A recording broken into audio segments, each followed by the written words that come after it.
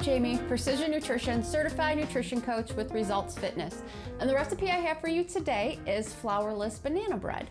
So for this recipe, you're going to need 3 overripe bananas, 2 cups of oats, a 1/4 cup of maple syrup, 1 teaspoon of baking soda, and 2 eggs. Now, I have a ton of bananas in my freezer, so I'm actually gonna be doubling this recipe today. So if it looks like I'm adding additional ingredients or they look a little, heavy-handed, that's because I am doubling this. This is the perfect way to use overripe bananas, and I do have one trick for that. And that is when you have overripe bananas, don't use them immediately. What you wanna do is peel them, put them in a bag, and freeze them because it's going to make your banana bread much sweeter. So this looks kind of gross, but this bag here was actually 3 frozen bananas. Once it defrosts, it kind of turns into banana goop, but that's perfect because that is really going to make a difference in the sweetness of your banana bread. And since we're really only using maple syrup to sweeten this up, that's going to be very helpful. Again, this is a little bit lighter take on banana bread, using the oats and replacing flour and some of the heavy oils. So the other nice thing about this one, you don't even need a mixing bowl. This is all going to go into the blender. So saving on, more dishes. All right, so everything is going to go directly into the blender. And I already have my oven preheated to 350 degrees. I have my loaf pans already, I just lightly sprayed with some cooking spray real quick. I have several pans here because I'm not quite sure exactly how many loaves this is going to make with me doubling the recipe. So we'll see what happens. All right, so I'm gonna add my bananas first.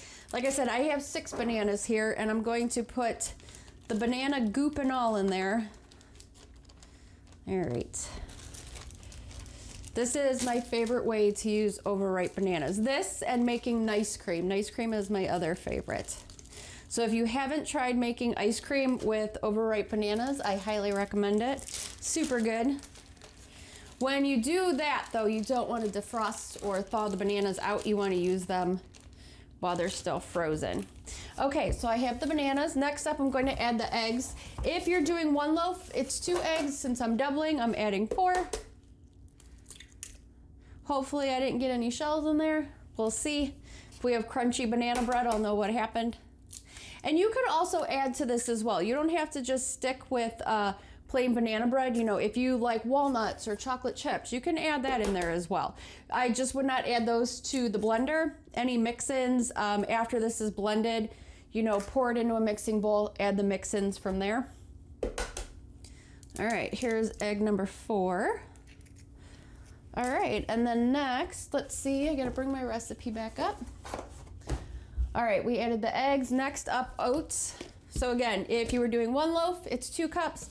Because I'm doing a little more, I'm gonna add 4 cups and probably overflow my blender.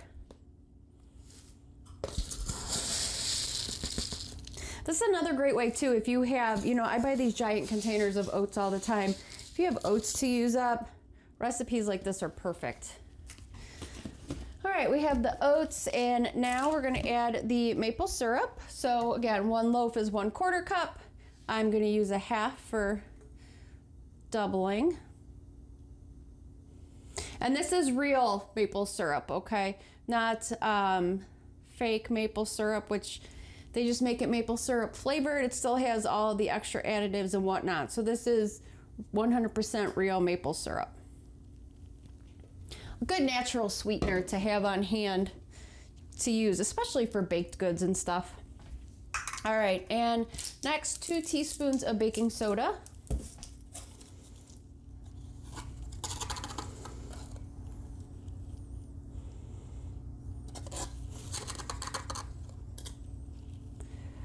All right, so those are all of our ingredients. I'm gonna pause you for a second because this is gonna take a minute to blend. So this way, to avoid having to listen to my blender that whole time, I'll pause you and be right back.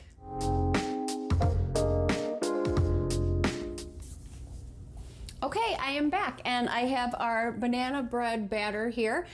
You can see it's just like a super thick batter. So when it kind of looks like a smoothie consistency and you can see that all that oatmeal is broken up, that's the perfect time to stop blending. And I'm going to fill my bread pan about 3/4 of the way full. And then these typically take probably about 30 to 35 to 40 minutes to bake. All depends on your oven. And this one I'm leaving plain, but again, if you wanted to add nuts or chocolate chips, this would be the time to add it. You could just add them directly to the blender, you know, use a spatula to kind of stir it up a little bit. All right, so I have this, again, I can't really tip it, but it's about 3/4 of the way full.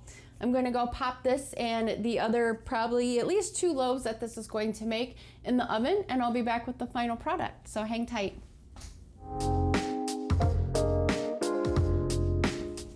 Okay, I am back and I have a hot loaf of fresh banana bread. This took about 35 minutes, so you know, definitely let it cool before you cut into it if you can avoid the temptation. Try to let it set for at least an hour before you know, attempting to dig in.